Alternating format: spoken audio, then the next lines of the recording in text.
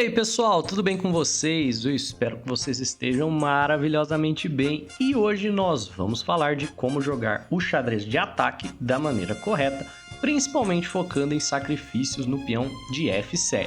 O peão F, você já deve saber, não somente é a porta de entrada ao rei do adversário, se você ataca ali provavelmente você terá sucesso, como também é o peão mais fraco do jogo porque ele é defendido apenas pelo rei. Então ele é um tema de ataque em várias aberturas diferentes e eu vou mostrar para vocês 5 maneiras que vocês podem vencer rápido sacrificando em F7. Então vamos lá, começando aqui com uma escandinava, que é quando as brancas jogam peão E4 e as pretas respondem com peão D5. As brancas tomam o peão, as pretas desenvolvem sua dama e isso não é considerado muito bom para as pretas porque as brancas podem jogar cavalo C3, ganhando um tempo na dama, né? Praticamente um lance que vem gratuitamente e muitas vezes, por algum motivo, né? Ao invés de vir para A5, os jogadores vão simplesmente preferir voltar a dama para D8 para poder desenvolver sem os temas de que as brancas ganhem mais tempos em cima dessa dama.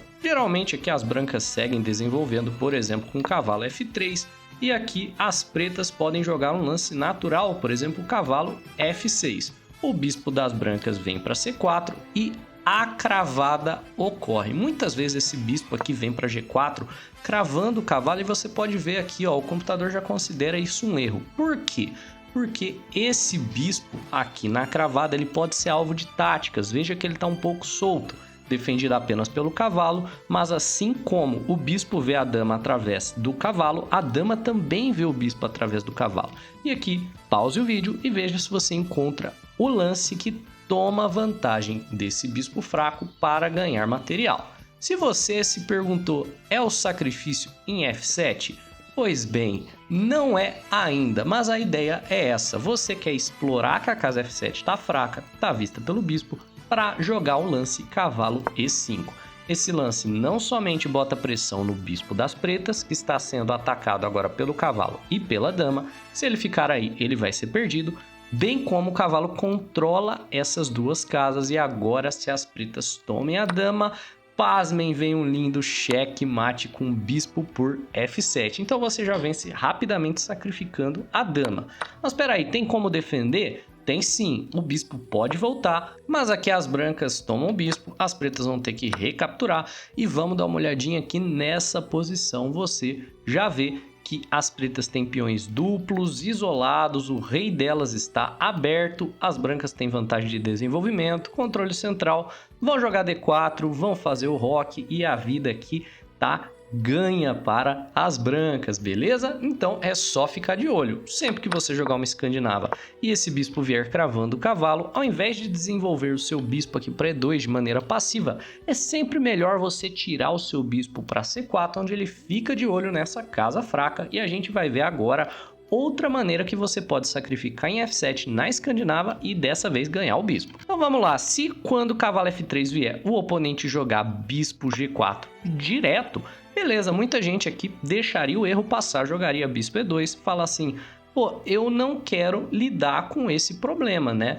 Eu não quero lidar com a cravada no cavalo, vou jogar meu bispo E2, eu vou aproveitar minha leve vantagem de desenvolvimento, depois vou jogar peão D4, né? Desenvolver o meu bispo, puxar espaço no centro, e não tem nada de errado com isso. No entanto, é um pouco passivo, né? Você aqui, como jogador de brancas, pode se aproveitar da fraqueza do peão de F7 e jogar o seu bispo para C4, né? O bispo C4 aqui ele fica mais ativo e ele bota pressão tática no seu adversário. Novamente, né? Se ele joga o cavalo F6, você ainda tem aquele cavalo E5, que é interessante.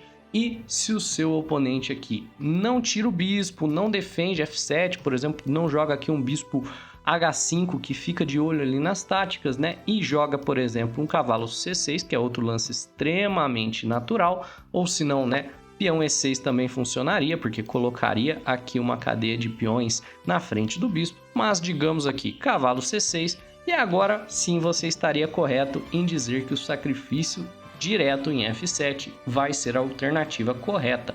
Por quê? Porque agora bispo toma F7, você força o seu rei a sair ali da casa inicial dele, seja capturando o bispo, né? Ou seja, um muito pior rei D7, mas aqui o rei captura o bispo e agora você tem cavalo G5 e você toma a pressão daquela tática que a gente falou, tira o cavalo com cheque e agora a dama e o bispo se veem. A diferença daqui é que o bispo não está protegido e a vez de jogar após as pretas reagirem ao cheque é das brancas. Logo aqui as brancas ganham um peão no meio da tática, né? Porque sacrificaram o bispo, depois ganharam o bispo de volta. No entanto, as pretas perdem o roque e ficam com o rei extremamente aberto. Aqui a posição vai ser muito tranquila de converter para o jogador de brancas, beleza? Se você está gostando do vídeo até agora, aprendeu algo de novo, não deixe de se inscrever aqui no canal do Chess Kid, viu? Ajuda muito, dispara o seu like e manda o vídeo aí para os seus colegas, para os seus amigos, familiares, porque aí a gente melhora juntos o nível do xadrez e a acessibilidade do xadrez infantil aqui no YouTube. E vamos agora para a terceira posição, onde as brancas podem vencer sacrificando em F7. Pois bem, essa é extremamente comum e conhecida e vem aí da italiana, né? Temos E4, E5, cavalo F3 sai ameaçando o peão de E5, cavalo C6 vem defendendo o peão e bispo C4 temos aqui uma italiana. Ao invés de jogar o mais comum cavalo F6 ou se não bispo C5, que seriam respectivamente a defesa dos dois cavalos ou a giuoco piano, aqui as pretas escolhem jogar a defesa Paris. É uma defesa extremamente sólida, os temas são comuns aos temas da defesa Philidor, para quem conhece aqui com o peão D6, acaba deixando o bispo um pouco preso aqui, mas não tem problema, ele ainda tem casas para ser desenvolvido aqui em E7, é uma escolha para o jogador mais defensivo que não goste tanto de táticas. Então, as brancas seguem desenvolvendo em direção ao centro, com o lance de livro cavalo C3. Temos aqui, então, o erro por parte das pretas, que é cravar o cavalo com bispo G4. Geralmente, você não quer desenvolver esse bispo para uma cravada antes do oponente fazer o roque. Isso é via de regra, e quem falava muito isso era Emanuel Lasker, porque o bispo fica solto. E as brancas podem jogar peão H3, por exemplo. Quando o bispo voltar, podem simplesmente chutar o bispo com peão G4 e não teremos aí grandes problemas, beleza? Como jogador de branca, se a gente não quiser lidar com essa cravada. Inclusive, quando se joga peão H3, é necessário que o bispo tome o cavalo. Por quê? Se o bispo volta aqui para H5, novamente nós temos um plano de sacrifício ali em F7 e vamos ver se você consegue encontrá-lo. Pausou o vídeo, tente achar o lance, tenho certeza que você vai achar. O lance aqui é cavalo por peão de E5. Para quem não conhece, parece um lance absurdo, né? Porque você está sacrificando a dama, beleza. No entanto, aqui existe um padrão de checkmate que as brancas podem jogar, que é, primeiramente, o cavalo e o bispo juntos atacam a casa F7. Como nós havíamos discutido, a casa F7 é defendida apenas pelo rei, então se você tem duas peças atacando, apenas uma peça defendendo, você pode tomar a peça sem grandes problemas. Bispo por peão de F7, o rei terá que mover e de repente nós temos o lance inesperado cavalo D5, checkmate. Pode checar, o rei não tem para onde ir e está tudo defendido por parte das brancas. Aí você deve estar se perguntando, beleza, eu não podia fazer isso aqui sem jogar peão H3? A verdade é que não, por quê? Caso você sacrifique o cavalo e o oponente vá e tome a sua dama, aí beleza, você ainda tem o checkmate. No entanto, seu oponente aqui tem a escolha de tomar o cavalo de cavalo e defender o bispo no processo. Agora, com o bispo ali em H5, quando você sacrifica o cavalo toma sem defender o bispo. Então você ganha o material mesmo que o seu oponente veja o sacrifício, né? Cavalo por peão E5. Se ele toma de cavalo, vai cair o bispo do mesmo jeito. E aí você pode se perguntar, tá, parece aqui que eu ganhei um peão, mas e se ele continua tomando o meu bispo, por exemplo, cavalo toma peão de C4, aí eu não tomo a peça atrás? Pois bem, pause o vídeo e veja como as brancas recuperam o material aqui, porque existe um lance que dá um duplo no rei e no cavalo.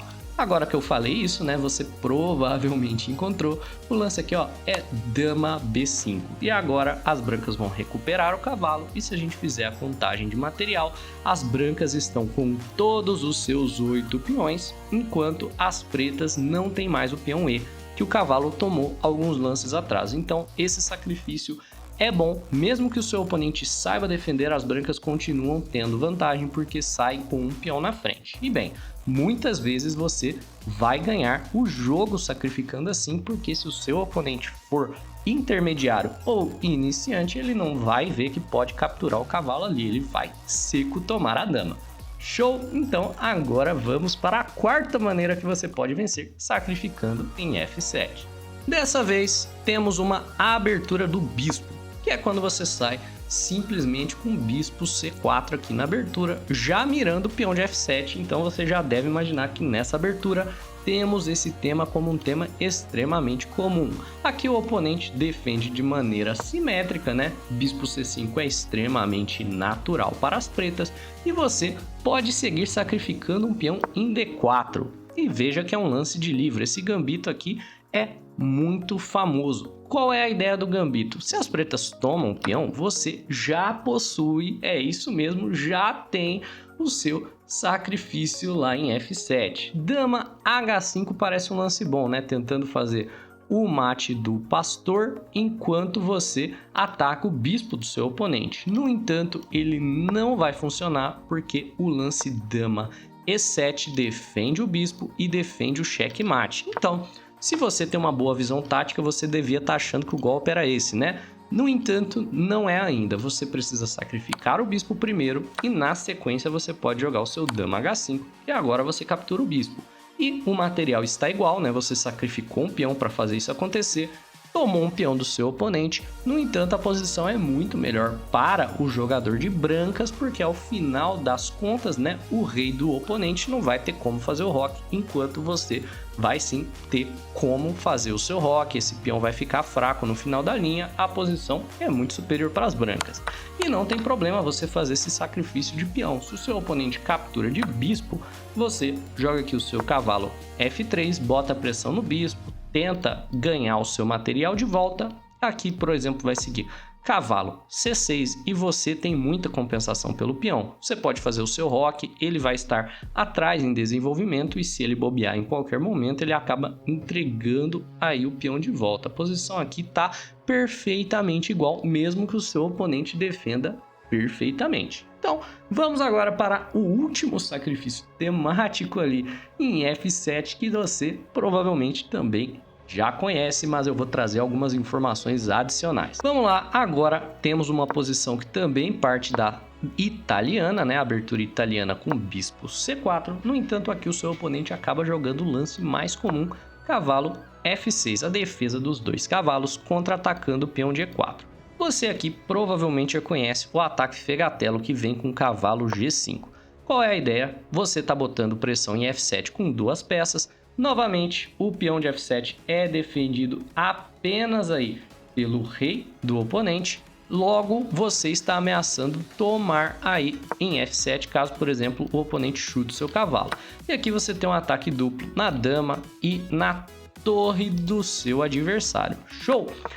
Aqui, por exemplo, você também acaba defendendo o seu peão de E4, apesar de que existe um gambito onde o oponente toma aqui em E4. Mas não vamos falar disso no momento. Digamos aqui que as pretas encontrem o lance que defende, que é o lance peão D5. Cortando aqui a circulação do seu ataque, porque agora o bispo não está mais encarando F7. Se você toma de bispo, isso seria um erro, porque o oponente pode tomar o seu bispo e aqui acabou o ataque, além de que a dama fica encarando o seu cavalo.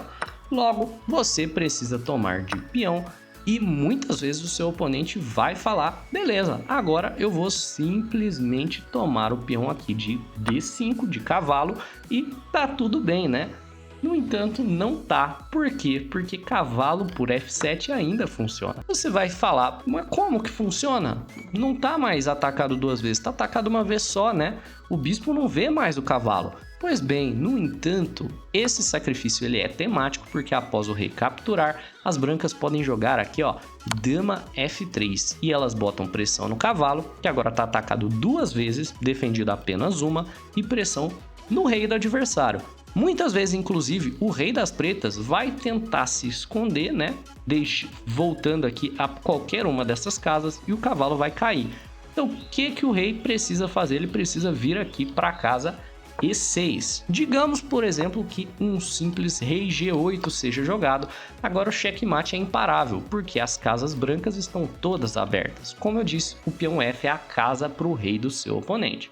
Você toma de bispo, ele precisa tomar o seu bispo de dama, né? Mas, por exemplo, se bispo E6 for jogado, você toma aqui com checkmate, né?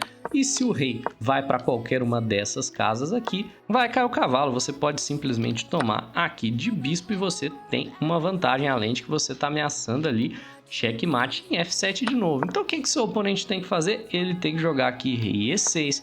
E agora você pode desenvolver botando pressão aqui nesse cavalo e logo o oponente vai ceder, o cavalo vai cair. Essa posição é muito mais fácil de jogar de brancas do que ela é de jogar de pretas. É isso, pessoal, espero que vocês tenham curtido o vídeo. Não se esqueça de se inscrever no canal, disparar aquele like e até a próxima. Um abraço.